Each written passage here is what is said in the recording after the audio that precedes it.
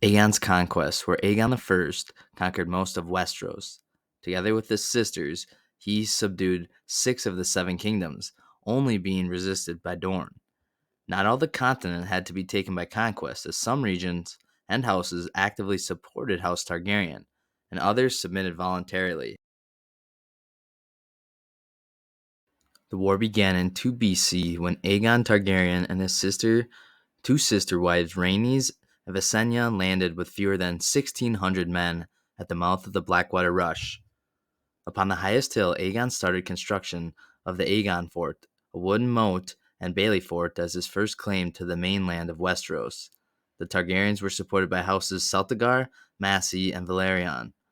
House Rosby yielded Rosby to Rhaenys, while House Stokeworth surrendered to Visenya after Vhagar used Dragonfire on the roof of the Stokeworth. Aegon's first test came from Lord Darklyn of Duskendale and Lord Mouton of Maidenpool, who joined their power and marched south with 3,000 men. Aegon sent Orys Baratheon to meet them on the march, as he descended on them from above with Balerion. After both lords were slain, Darklyn's son and Mouton's brother Jon Mouton yielded their castles and swore their swords to House Targaryen. The battle in the waters off Galltown. Aegon sent his fleet, commanded by Daemon Valerion, to take Galltown with Visenya and Vhagar. A hastily assembled Arryn fleet, augmented by a dozen Braavosi warships, met and defeated the Targaryen fleet in a battle in the waters off Galltown. Among the dead were Aegon's admiral Daemon, and Visenya descended on the Arryn fleet and burned their ships.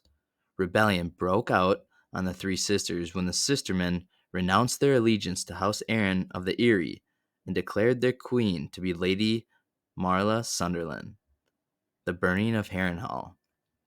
Aegon marched northwest to the God's Eye and to Harrenhal, but he was attacked by House Hoare twice on the south shore of the God's Eye. The Battle of the Reeds was a Targaryen victory, but they suffered heavy losses at the Wailing Willows when 2 of King Harren the Black's sons crossed the lake in longboats with muffled oars and fell upon their rear. Balerion fell upon the victors as they were crossing back across the lake, burning Harren's longboats and sons as well.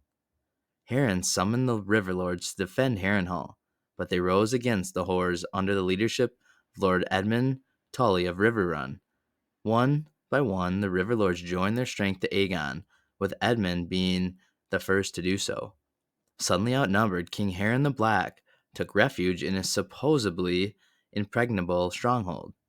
Aegon met Harren at the gates, under a peace banner, to parley, saying, "Yield now, and you may remain as Lord of the Iron Islands. Yield now, and your sons will live to rule after you. I have 8,000 men outside your walls." Which then Harren replied, "What is outside my walls is of no concern to me. Those walls are strong and thick." Aegon says, "But not so high as to keep out dragons. Dragons fly." Harren replies, "I built in stone. Stone does not burn." Aegon then says, "When the sun sets, your line shall end." Descending from the sky atop Balerion, Aegon used dragon flame against the great castle, and Harren and his sons died in the burning of Harrenhal. The next day, Aegon accepted an oath of fealty from Edmund Tully and named him Lord Paramount of the Trident. The other river lords did homage as well to, to Aegon as king and Edmund as liege lord of the Riverlands. The melted swords of Harren's Ironborn were sent to the Aegon fort. The conquest of the Stormlands.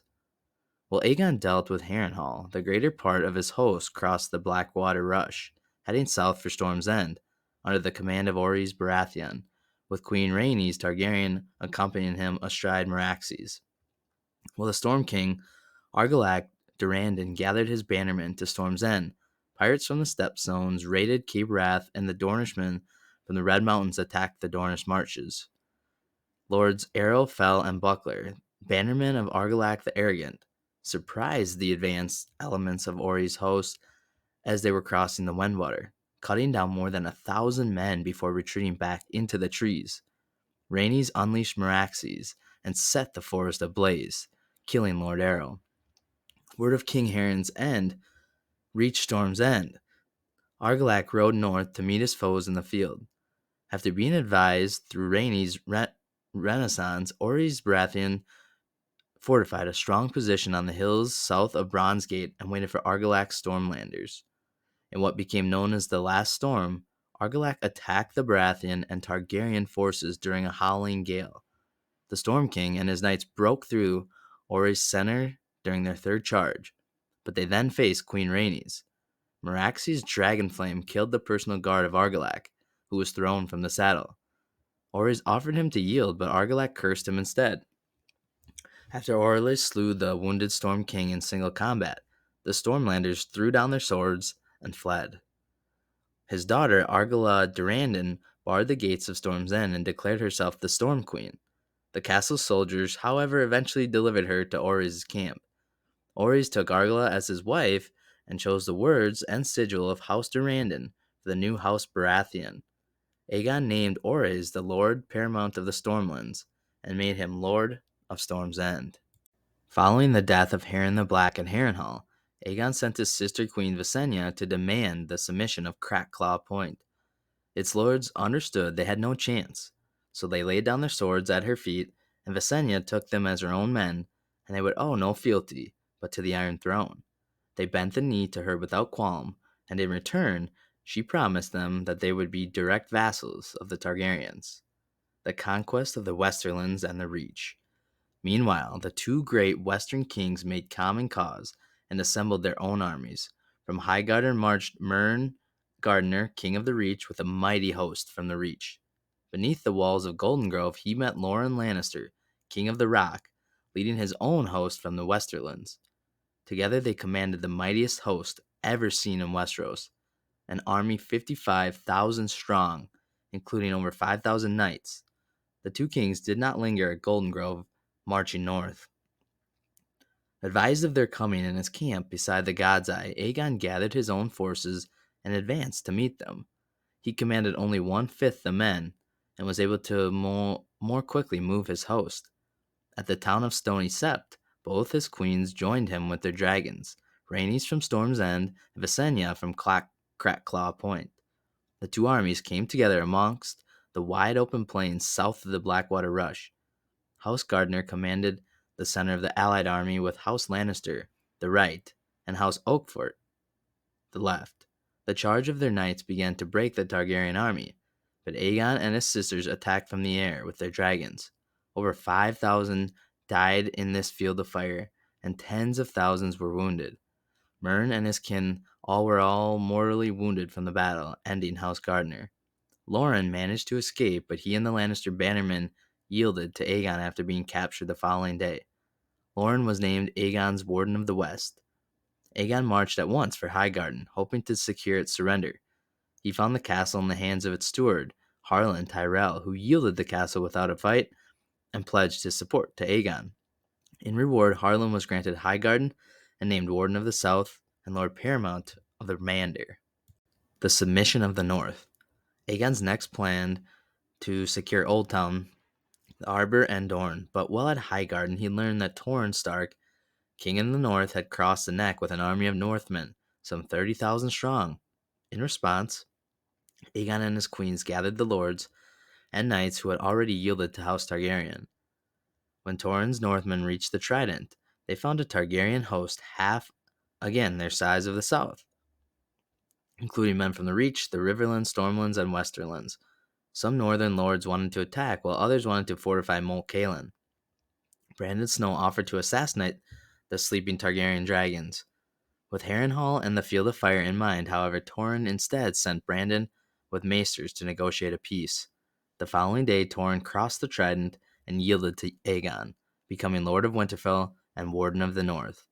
Torrhen has subsequently been known as the King Who Knelt. The submission of the Vale. In response to the Targaryen success, Shara Arryn, Queen Regent of the Vale, strengthened the defenses at Gulltown, moved a host to the Bloody Gate, and tripled the garrisons at the White Castles which guard the Eyrie. Shara made Aegon an offer of marriage and alliance if he named his heir her son, Ronald Arryn, the young king of the Mountain and Vale, but was refused. Despite Aegon's refusal, House Arryn felt secure in the Vale. Visenya Targaryen, however, flew Vhagar to the Erie's inner courtyard, and Shara found sitting on the knee of Aegon's queen her son Ronald, who asked to fly on the dragon. After flying 3 times around the giant's lance on Vagar, Ronald became Lord of the Eyrie and Aegon's Warden of the East. The invasion of Dorne. Rather than confront the Dornish spearmen guarding the Prince's Pass in the Red Mountains, Rhaenys Targaryen flew above the pass on Meraxes to Vaith and God's Grace, but found the castles abandoned. When Rhaenys reached the Planky town, she found only women and children. At Sunspear, seat of House Martell, she found Mariah Martell, the aged princess of Dorne, waiting in her abandoned castle. Mariah said, "I will not fight you, nor will I need to kneel to you. Dorne has no king. Tell your brother that." Rhaenys then replied, "I shall, but we will come again, princess, and next time we shall come with fire and blood." Mariah then replied, Your words. Ours are unbowed, unbent, unbroken. You may burn us, my lady, but you will not bend us, break us, or make us bow. This is Dorne. You are not wanted here. Return at your peril." Thus they departed, and Dorne remained unconquered. When word of Aegon's landing reached Old Town, the High Septon locked himself in the Starry Sept for 7 days and 7 nights, seeking the guidance of the Seven. On the seventh day, the crone allegedly lifted her golden lamp and showed the Old Town would burn if the city opposed the Targaryens. Manfred Hightower, Lord of the Hightower, decided not to oppose Aegon by force of arms, and House Hightower, therefore, was not involved with the field of fire. When Aegon and his hosts approached Old Town, they found the city gates open and Lord Hightower riding forth in submission. 3 days later, in the Starry Sept, the High Septon anointed Aegon with the 7 oils, placed a crown upon his head, and proclaimed him Aegon of House Targaryen, the first of his name, King of the Andals, the Rhoynar and the First Men, Lord of the 7 Kingdoms, and Protector of the Realm. This marked the official beginning of Aegon's reign. Now in control of 6 of the 7 Kingdoms and known as the Conqueror, Aegon I announced he would not rule from Dragonstone or Old Town, but from the Aegon Fort and the new city growing around it, King's Landing. Aegon had melted the swords of those who had opposed him into the Iron Throne, a reminder of their submission to House Targaryen. Queen Visenya Targaryen led the suppression of the Sistermen's rebellion. The Iron Islands fell into chaos after the death of Harren, and in 2 AC, Aegon led the invasion of the Iron Islands and forced the surviving lords of the Ironborn to submit. Aegon allowed them to choose Lord Vicon Greyjoy as the new Lord of the Iron Islands. Dorne remained unconquered, however. Aegon continued the wars of conquest in 4 AC, beginning the bloody and the unsuccessful First Dornish War. So I hope you enjoyed that video on Aegon's conquest. If you want more videos like this, please hit that subscribe button, and thank you for watching.